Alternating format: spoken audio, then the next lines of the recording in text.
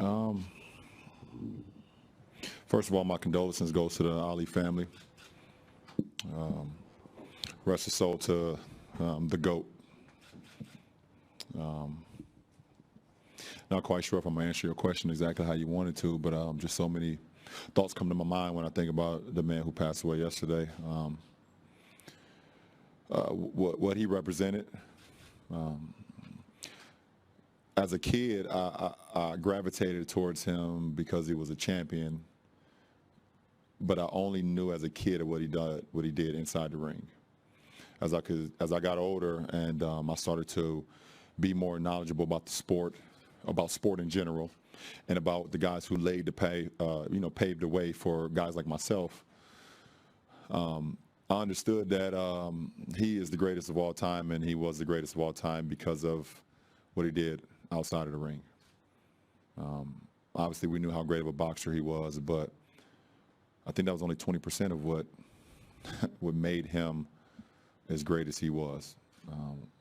What he stood for. I mean, it's a guy who basically had to give up a belt and relish everything that he had done because of what he believed in, and ended up in jail because of his beliefs.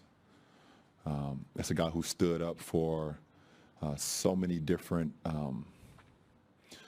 things during the times where it was so difficult for African Americans to even walk in the streets. And for an athlete like myself today, without Muhammad Ali, I wouldn't be sitting up here talking in front of you guys.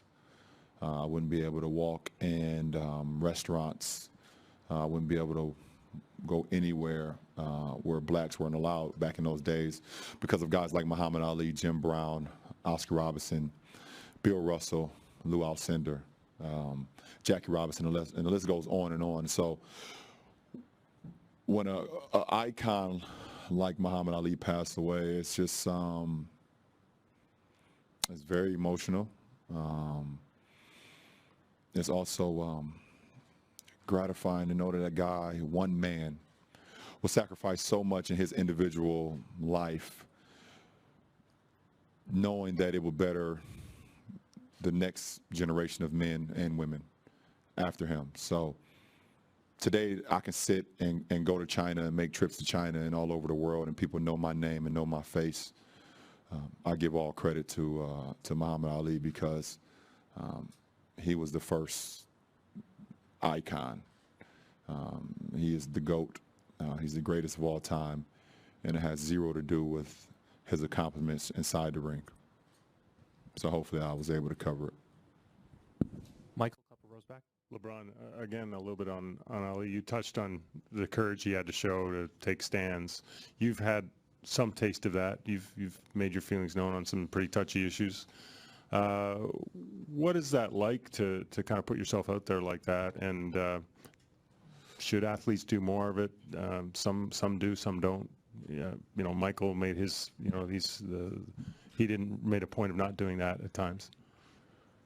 I just think it's in you. If it's in you, then it will be brought to light. If it's not, then it won't. I would never compare myself to Muhammad Ali because I never had to go through what those guys had to go through back in those times. But in my own struggles and my daily struggles of, as I continue to say, growing up in the inner city, being a statistic that was supposed to go the other way, and I'm able to sit up here today knowing I was a guy who beat the odds. And it's just, you never take for granted the path and the guys who just every single day just struggled in their individual lives and everything they had to go through on a daily basis for us, for a guy like myself. And yes, I've had some adverse moments in my life, and yes, I've had to deal with a lot of things as a professional, and I've spoken up on a lot of issues that other athletes may not speak upon, but I feel it's my duty to carry on the legacy of the guys who did it before me.